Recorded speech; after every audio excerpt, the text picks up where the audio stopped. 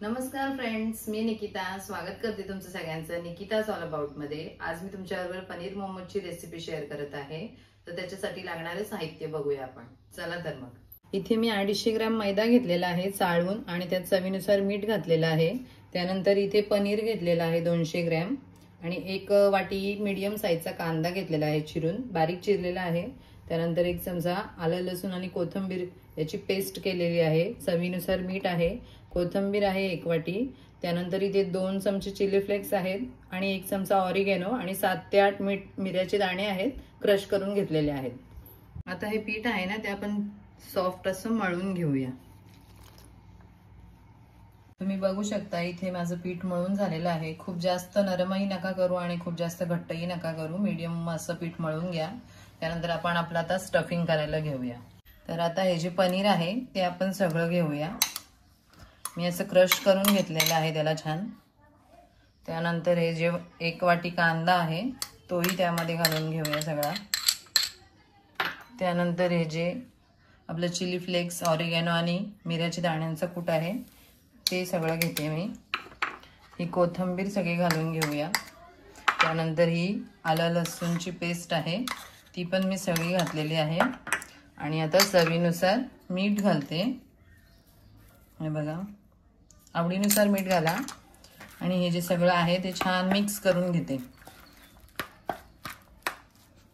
तुम्ही बघू शकता मी अशा छान अशा पोळ्या लाटून घेतलेल्या आहेत। आता याच्यामध्ये हे स्टफिंग आहे ते आपण भरून घेऊया आणि त्याला मोमोजचा आकार देऊया।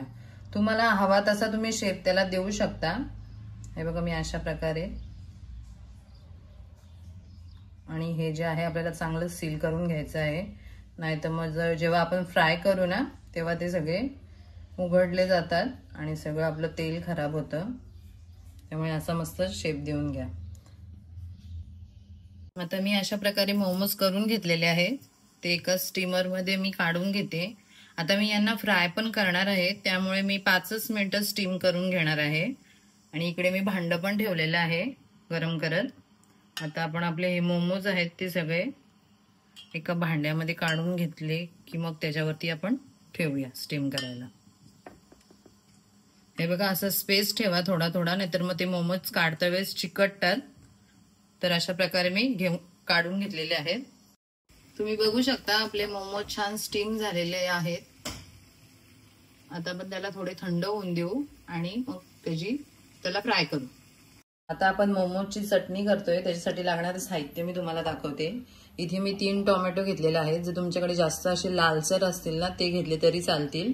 1 वाटी इथे कोथिंबीर आहे आणि 1 वाटी इथे कांद्याची पात आहे आणि तो कांदा पण घेतला त्याच्यातला, आणि 1 चमचा साखर आहे, चवीनुसार मीठ आहे, 7 ते 8 लसणाच्या पाकळ्या आहेत, 1 छोटा आल्याचा तुकडा घेतलाय आणि अर्धा लिंबू आहे। इथे काश्मीरी लाल मिरची आहे, ही मी त्या 5 घेतलेल्या आहेत आणि 3 आपल्या साध्या हिरव्या मिरच्या घेतलेल्या आहेत। आता हे टोमॅटो आहेत ना त्यांना आपण भाजून घ्यायचे आणि ह्या मिरच्या आहेत ना त्यांना मी हे बघा असे पाण्यामध्ये बॉईल करायला टाकते।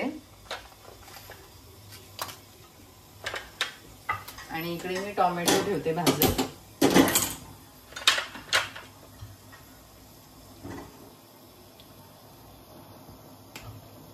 हे बघा आपली चटणी छान रेडी झालेली आहे आणि ही जास्त दिवस टिकवायची असेल तर त्याच्यासाठी आपल्याला थोडी तिला तेलात फ्राय करायची आहे। 1 चमचा तेल घातलेले मी त्याच्यामध्ये आणि छान अशी तिला 3 ते 4 मिनिटं परतवून घ्या फक्त। आता इथे मी छान तेल तापत ठेवलेलं आहे। आता हे जे मोमोज आहेत ना ते आपण फ्राय करून घेऊया।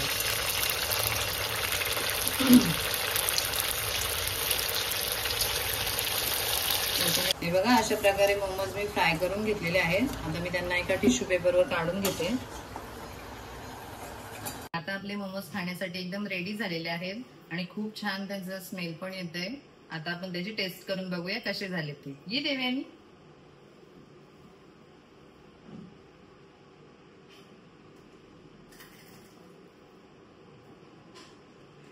खूप मस्त झालेले आहेत।